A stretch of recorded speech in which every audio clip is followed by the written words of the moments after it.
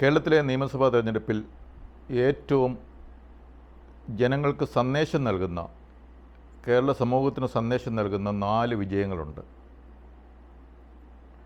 കേരളത്തിലെ ജനങ്ങൾ ജനാധിപത്യ വിശ്വാസികളാണ്, ഉത്തരവാദിത്വ ബോധമുള്ളവരാണ്, വഴിതെറ്റിക്കുന്ന കളവായ പ്രചരണങ്ങളിലൊന്നും വീഴുന്നവരല്ല എന്ന് തെളിയിച്ച 4 വിജയങ്ങൾ. അതിലൊന്നാമത്തെ വിജയമാണ് പയ്യന്നൂരുള്ള കുഞ്ഞികൃഷ്ണൻ്റെ വിജയം. കേരളത്തിലെ ജനങ്ങൾ അഴിമതിക്കെതിരാണ്. അത് എത്രമാത്രം ക്യാപ്സ്യൂൾ ഇറക്കിയാലും ന്യായീകരിച്ചാലും അഴിമതി നല്ലതല്ല എന്നുള്ളൊരു ധാർമ്മിക ബോധം കേരളത്തിലെ ജനങ്ങൾക്കുണ്ട്. അഴിമതിക്കെതിരായ ഒരു ജനപ്രതിനിധിയാണ് നമുക്ക് വേണ്ടത് എന്ന് ഉള്ള സന്ദേശം നൽകിയ ഒരു വിജയമാണ് കുഞ്ഞികൃഷ്ണൻ്റെ പയ്യന്നൂരത്തെ വിജയം. അദ്ദേഹം CPM എന്ന പാർട്ടിയിൽ വർഷങ്ങളോളം പ്രവർത്തിച്ച, സ്ഥാനങ്ങൾ വഹിച്ച ആളാണ്. അവിടുത്തെ രക്തസാക്ഷി ഫണ്ട് പിരിവും മറ്റ് കെട്ടിടം പണിയിലും ഒക്കെ അവിടുത്തെ MLA, ജനപ്രതിനിധി, പാർട്ടിയുടെ ആൾക്കാർ ഒക്കെ ചെയ്ത അഴിമതി പുറത്ത് പറഞ്ഞതിൻ്റെ പേരിൽ അദ്ദേഹത്തെ ആ പാർട്ടി കുറേയധികം ദ്രോഹിക്കുന്നു. അതിൻ്റെ വീട്ടിൽ പോയി ഉപദ്രവിക്കുന്നു, വണ്ടി തീ കത്തിക്കൽ, അങ്ങനെ പല പല പ്രശ്നങ്ങൾ പാർട്ടി അദ്ദേഹത്തെ ബുദ്ധിമുട്ടിച്ചു. പക്ഷേ അദ്ദേഹം പറഞ്ഞ കാര്യങ്ങളിൽ നിന്ന് മാറിയില്ല. ശക്തിയോടെ പാർട്ടിക്കുള്ളിലെ ജനപ്രതിനിധിയുടെ അഴിമതി അദ്ദേഹം തുറന്നു പറഞ്ഞു. ജനം അദ്ദേഹത്തോടൊപ്പം നിന്നു. അദ്ദേഹത്തെ വോട്ട് ചെയ്ത് ഇദ്ദേഹമാണ് ഞങ്ങളുടെ പ്രതിനിധി ആകേണ്ടത് എന്ന് ജനം വിധിയെഴുതി. കുഞ്ഞികൃഷ്ണൻ അവിടെ വിജയിച്ചു പയ്യന്നൂർ. അതൊരു വലിയ സന്ദേശമാണ് കേരള സമൂഹത്തിന് നൽകുന്നത്. ജനങ്ങൾ അഴിമതി ആഗ്രഹിക്കുന്നില്ല, അഴിമതിക്കെതിരെ തുറന്നു പറയുന്നവരുടെ കൂടെയാണ് കേരളത്തിലെ ജനങ്ങൾ എന്ന് തെളിയിച്ച ഒരു വിധിയാണത്. രണ്ടാമത്തെ ഫലമാണ് തളിപ്പറമ്പിലെ. അവിടെ TK ഗോവിന്ദൻ എന്ന CPMൻ്റെ കൂടെ കുറേയധികം കാലം വർക്ക് ചെയ്ത, CPMൻ്റെ പാർട്ടി സെക്രട്ടറിക്കൊപ്പം തളിപ്പറമ്പിൽ പാർട്ടി പ്രവർത്തനം തുടങ്ങിയ TK ഗോവിന്ദൻ വിജയിച്ചു തളിപ്പറമ്പിൽ. TK ഗോവിന്ദൻ വിജയിച്ചത് സംസ്ഥാന പാർട്ടി സെക്രട്ടറിയുടെ ഭാര്യയായ PK ശ്യാമളയെ തോൽപ്പിച്ചുകൊണ്ടാണ്.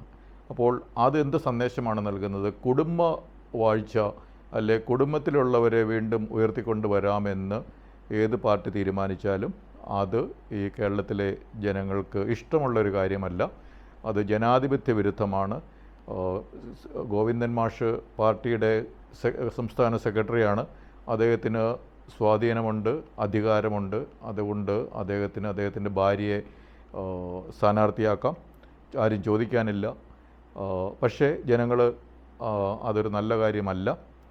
അവിടെ ഒരു സ്വന്തം കുടുംബത്തിൽ നിന്ന് ഒരാളെ സ്ഥാനാർത്ഥിയായിട്ട് നിർത്തുന്നത്, അല്ലെ വീണ്ടും ഒരു അധികാര സ്ഥാനത്തിലേക്ക് കൊണ്ടുവരുന്നത് ഒരു നെപ്പോട്ടിസം, അല്ലെ ബന്ധുവിനെ സഹായിക്കൽ, അതൊക്കെയായിട്ട് ആണ് ജനങ്ങൾ കാണുന്നത്. അതും ഒരു അഴിമതിയാണ്, ഒരു തരത്തിലുള്ള അഴിമതിയാണ്.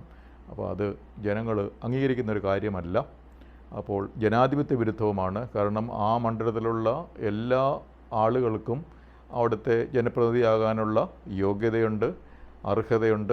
അപ്പോൾ അത് പാർട്ടി സെക്രട്ടറിയുടെ ഭാര്യ എന്ന് പറയുമ്പോഴത്തേക്കും അതൊരു നല്ല സന്ദേശമല്ല നൽകുന്നത്. അവർ യോഗ്യതയുള്ള ആളായിരിക്കാം, പാർട്ടി എന്നൊക്കെയുള്ള ക്യാപ്സുള്ള സമയത്ത് വന്നിരുന്ന പാർട്ടി സെക്രട്ടറിയുടെ ഭാര്യ ആയതുകൊണ്ട് എന്തുകൊണ്ട് ആയിക്കൂടാ എന്നൊക്കെയുള്ള കാര്യങ്ങൾ. പക്ഷേ അത് അധികാരത്തിലുള്ളവർ അവരുടെ ബന്ധുക്കളെ സ്ഥാനങ്ങളിലേക്ക് കൊണ്ടുവരുമ്പോൾ തീർച്ചയായിട്ടും അത് സൂക്ഷിച്ച് ചെയ്യേണ്ട ഒരു കാര്യമാണ്.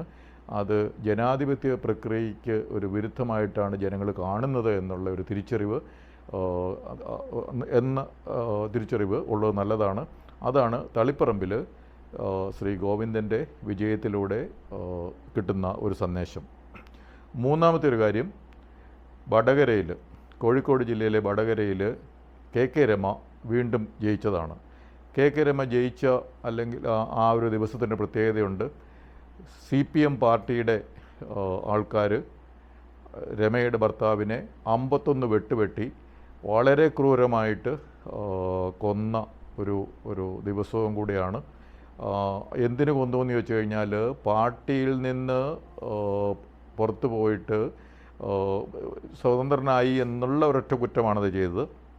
അപ്പം പക്ഷേ അന്ന് അങ്ങനെ ചെയ്ത സമയത്ത് പാർട്ടിയുടെ ജനറൽ സെക്രട്ടറി ആയിരുന്ന, അല്ല പാർട്ടിയുടെ സംസ്ഥാന സെക്രട്ടറി ആയിരുന്നത് ശ്രീ പിണറായി വിജയനായിരുന്നു. അപ്പോൾ പാർട്ടിയിൽ നിന്ന് പുറത്തു പോയ ഒരു ആളെ അതിദാരുണമായിട്ട് റോഡിൽ 51 വെട്ടുവെട്ടി വളരെ വികൃതമാക്കി, ബോഡിയൊക്കെ വികൃതമാക്കി കൊന്ന ഒരു ദിവസമായിരുന്നു. അവരുടെ ഭാര്യയാണ് കെ രമ. അവർ വളരെ നല്ല ഭൂരിപക്ഷത്തിൽ വടകരയിൽ നിന്ന് ജയിച്ചു. അപ്പോൾ അത് നൽകുന്ന സന്ദേശം എന്താണ്? ഈ കേരളത്തിൽ അഭിപ്രായ സ്വാതന്ത്ര്യമുണ്ട്. ആർക്കും ഏത് പാർട്ടിയിലും പ്രവർത്തിക്കാം. ഒരു പാർട്ടിയിൽ നിന്ന് വേറൊരു പാർട്ടിയിലേക്ക് വേണേൽ മാറാം. അതൊക്കെ അവരുടെ ഒരു സ്വാതന്ത്ര്യത്തിൽപ്പെടുന്ന കാര്യമാണ്. അവർ പാർട്ടിയിൽ നിന്ന് മാറി വേറൊരു സ്വതന്ത്രമായിട്ടോ അല്ല വേറൊരു പാർട്ടിയിലൊക്കെ പ്രവർത്തിച്ചെന്ന് കരുതി അവരെ 51 വെട്ടുവെട്ടി കൊല്ലുന്ന ആ ഒരു പ്രവണത കേരളം അംഗീകരിക്കുന്നില്ല. അതിന് തിരിച്ചടി നൽകും എന്നുള്ളൊരു സന്ദേശം ഈ കെ രമയെ വിജയിപ്പിച്ചതിലൂടെ വടകരയിലെ ജനങ്ങൾ മാത്രമല്ല, കെ രമ വിജയിക്കണമെന്ന് കേരളം ഒട്ടാകെയുള്ള ആളുകൾ ആഗ്രഹിച്ചൊരു കാര്യമാണ്. അപ്പോൾ ഒരു അക്രമ സ്വഭാവമുള്ള ആളുകളെ ജനങ്ങൾക്ക് ഇഷ്ടമല്ല.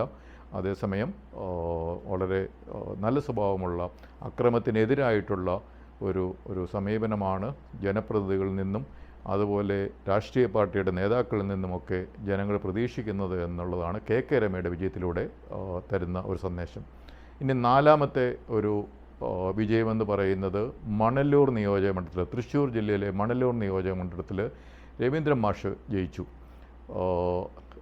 അദ്ദേഹം ആദ്യമായിട്ടാണ് മണലൂർ മണ്ഡലത്തിൽ നിൽക്കുന്നത്. അതിനു മുമ്പ് തൃശ്ശൂരെ പുതുക്കാടും അങ്ങനെയൊക്കെയാണ് അദ്ദേഹം നിന്നിരുന്നത്.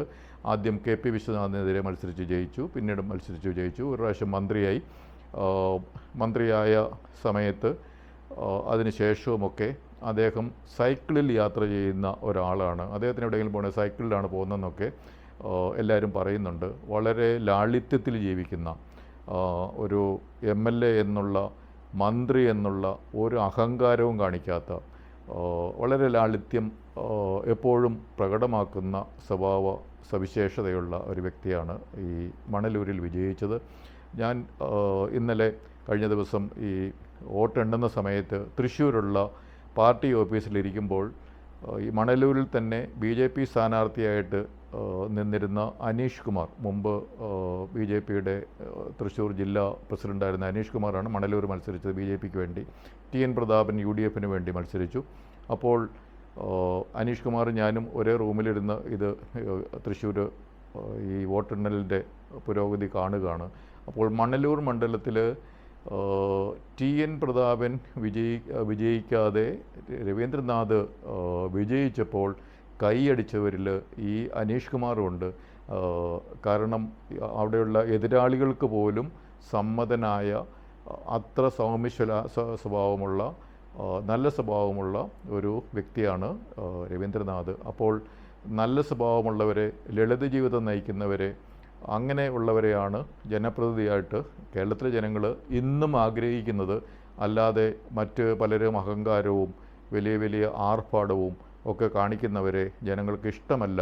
നമ്മുടെ ജനാധിപത്യത്തിന് അവർ ഭൂഷണമല്ല എന്നുള്ള സന്ദേശമാണ് രവീന്ദ്രനാഥിൻ്റെ മണലൂരത്തെ വിജയത്തിലൂടെ അവിടുത്തെ വോട്ടർമാർ നമ്മുടെ കേരള ജനാധിപത്യത്തിന് നൽകുന്ന സന്ദേശം. അപ്പോൾ ഈ 4 വിജയങ്ങൾ, പയ്യന്നൂരെ വിജയം, തളിപ്പറമ്പിലെ വിജയം, വടകരയിലെ വിജയം, മണലൂരിലെ വിജയം ഒക്കെ കേരള ജനാധിപത്യത്തിന് നൽകുന്ന സന്ദേശങ്ങൾ വളരെ വിലപ്പെട്ടതാണ്. ഇനിയിപ്പോൾ ജയിച്ചവർ, ജനപ്രതിനിധികളായവർ, അവർ ഈ പറഞ്ഞ കാര്യങ്ങൾ സ്വായത്തമാക്കിയാൽ, അവരതനുസരിച്ച് പ്രവർത്തിച്ചാൽ, അഴിമതിയില്ലാതെ സ്വന്തംക്കാരെ അവരുടെ സ്വാധീനവും പവറും ഉപയോഗിച്ച് തിരികെ കയറ്റാതെ, അല്ല അവരെ എന്തെങ്കിലും അധികാരത്തിലേക്ക് കൊണ്ടുവരാൻ നോക്കാതെ, അതുപോലെ കാര്യങ്ങൾക്ക് എതിര് നിൽക്കുന്ന, അതുപോലെ ലളിതമായ ആർഭാടമില്ലാത്ത ഒരു ജീവിത രീതി സ്വഭാവമുണ്ടെങ്കിൽ തീർച്ചയായിട്ടും അത് കേരളത്തിലെ ജനാധിപത്യ പ്രക്രിയയ്ക്ക് നല്ലതാണ്. അങ്ങനെയുള്ള കാര്യങ്ങളാണ് കേരളത്തിലെ ജനാധിപത്യം ആഗ്രഹിക്കുന്നത്. അങ്ങനെയുള്ള ജനപ്രതിനിധികളാണ് ജനങ്ങൾ ആഗ്രഹിക്കുന്നത് എന്നുള്ള കാര്യം ജയിച്ചവരും മനസ്സിലാക്കിയാൽ തീർച്ചയായിട്ടും ഒരു നല്ല കാര്യമായിരിക്കും.